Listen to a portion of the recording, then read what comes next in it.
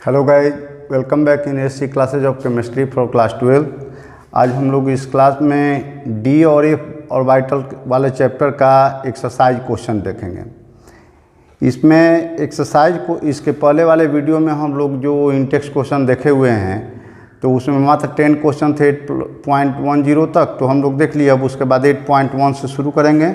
लेकिन video start करने से पहले एक रिक्वेस्ट है आपसे कि आप चैनल को अगर अभी तक सब्सक्राइब नहीं किए हैं, नए हैं, तो सब्सक्राइब कर लीजिए और बेल आइकन को प्रेस कर दीजिए ताकि लेटेस्ट अपडेट आपको मिलते रहें। और इसके बाद हम आगे बढ़ते हैं।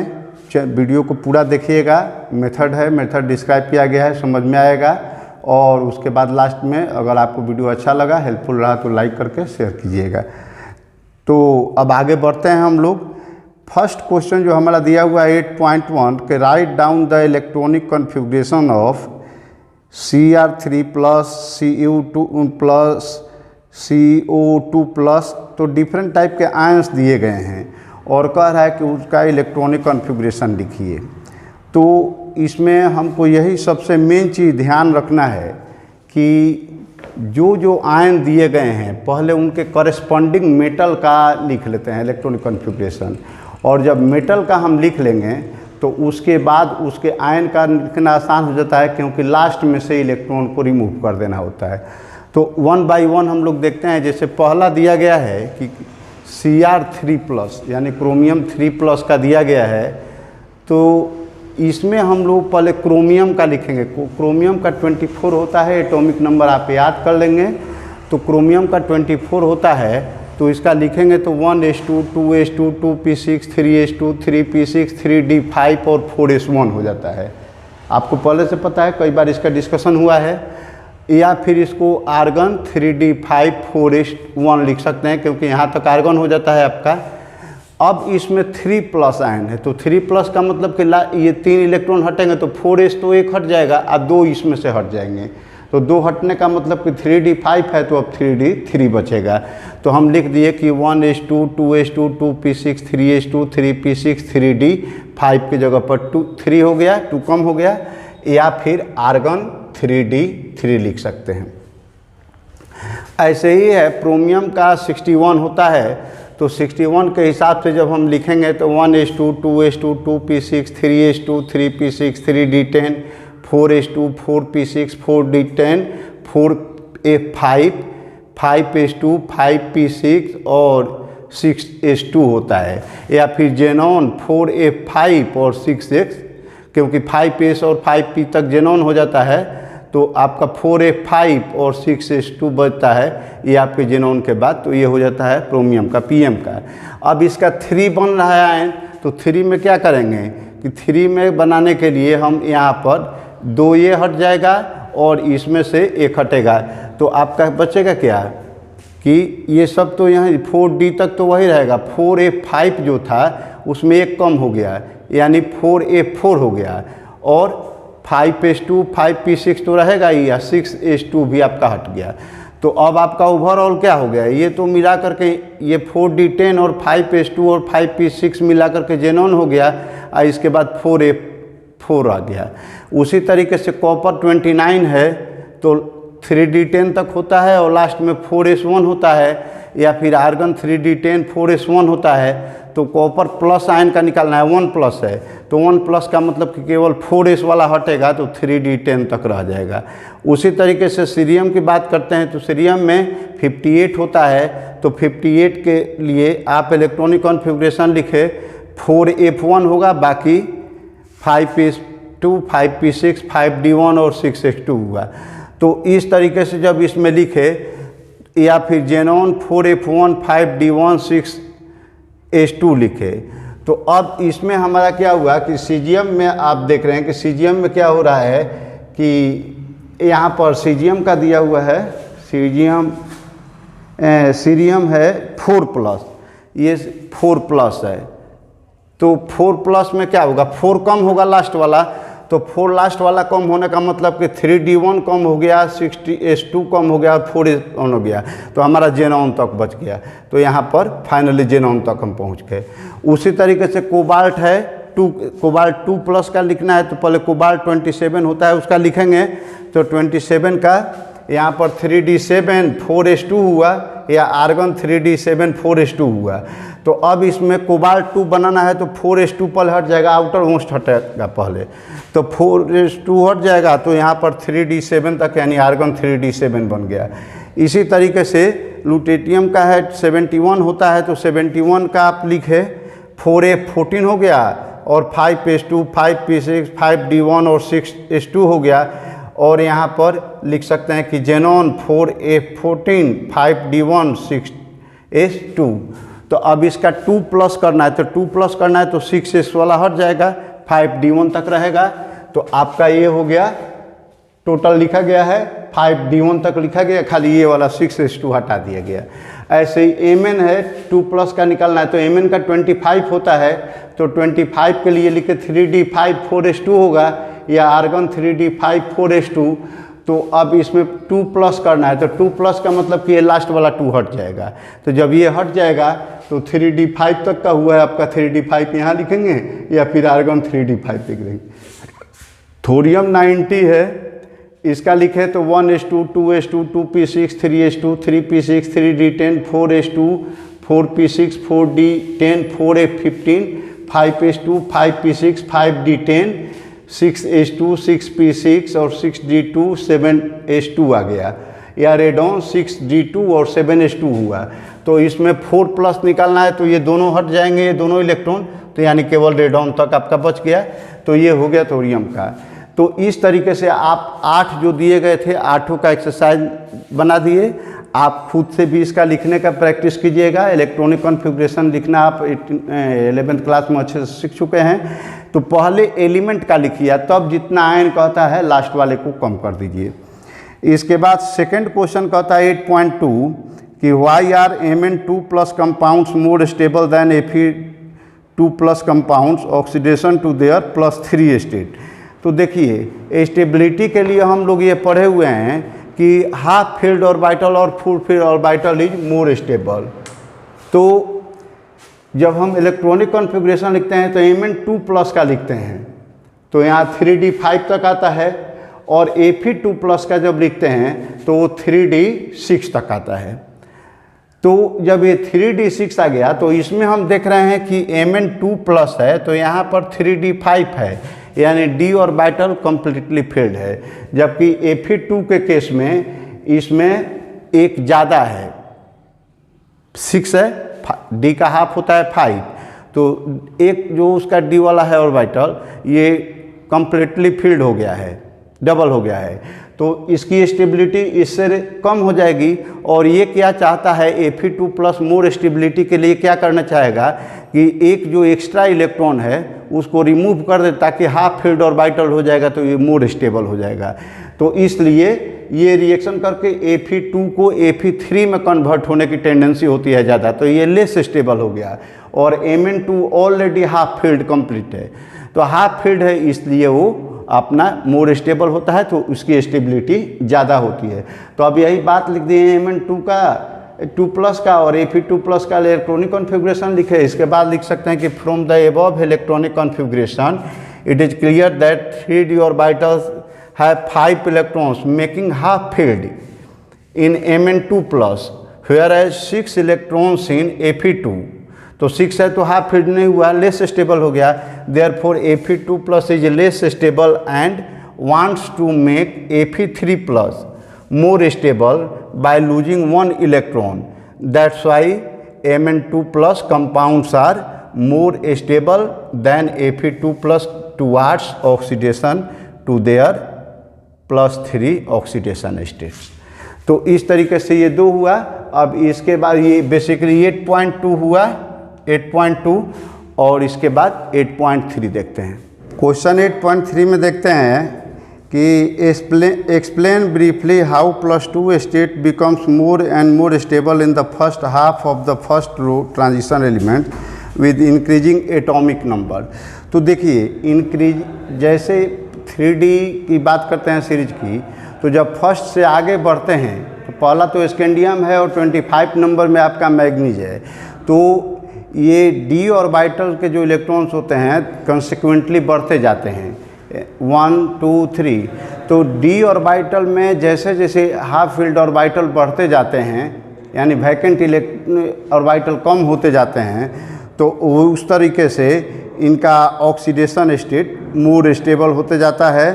तो जो ऑक्साइड हैं वो मोर स्टेबल होते जाते हैं, यानी स्कैंडियम से मैग्नीज तक फर्स्ट हाफ में लेफ़्ट टू राइट बढ़ने पर आपका जो ये ऑक्साइड के आयंस के जो स्टेबिलिटी होती है, ऑक्साइड की स्टेबिलिटी होती है, वो इंक्रीज करती जाती है। क्यों इंक्रीज करती है? तो क्योंकि उसके डी ऑर्बिटल कॉन्सिक्वेंटली फिल होते जाते हैं। तो वैकेंट जितना कम रहेंगे तो उसके हिसाब से वो वैकेंसी कम रहेगी तो स्टेबिलिटी ज़्यादा रहेगी, वैकेंसी ज़्यादा रहेगी तो स्टेबिलिटी कम रहेगी। फिर है 8.4 में कि to what extent do the electronic configuration decide the stability of oxidation states in the first series of the transition elements, illustrate your answer with example. तो देखिए इसमें ये देखा जाता है कि हाफ फील्ड और फुल फील्ड डी ऑर्बिटल अगर होता है तो उसकी स्टेबिलिटी ज़्यादा होती है। जैसे अब हम लिख सकते हैं कि if an orbital is half filled और completely filled it imparts stability to an atom और आयन। जैसे मैग्नीज के केस में Ar3d5 4s2 होता है, तो जब Mn2+ बनता है तो इसमें ये 4s2 हट जाता है और Ar3d5 होता है। अगर इसका +3 लिया जाता है तो 3d4 होता है और +4 लिया जाता है तो 3d3 होता है। तो इसमें D जो है वो हाफ फील्ड होने पर 5 होना चाहिए, तो 3d5 इसमें मिलता है Mn2+ में, इसलिए Mn2+ सबसे ज़्यादा स्टेबल होता है Mn में। उसी तरीके से कॉपर की बात करें तो कॉपर का 29 होता है एटॉमिक नंबर, तो Ar3d10 4s1 होता है। तो अगर Cu+ बनता है तो केवल ये 4s1 हट जाता है तो Ar3d10 आ गया, और यहाँ पर जब 2+ बनता है तो 3d9 आया, तो 3d9 इनकम्प्लीट है और ये आपका 3d10 कम्प्लीटली फील्ड है। तो इसलिए इसकी स्टेबिलिटी ज़्यादा होती है, इसकी कम होती है। तो हाफ फील्ड ऑर्बिटल्स और full field orbitals more stable होते हैं, वही रूल यहाँ पर लागू होता है। इसके बाद 8.5 में है कि व्हाट में be the stable oxidation state of the transition element with the following d electron configurations in the ground state of their atoms 3d3, 3d5, 3d8 and 3d4।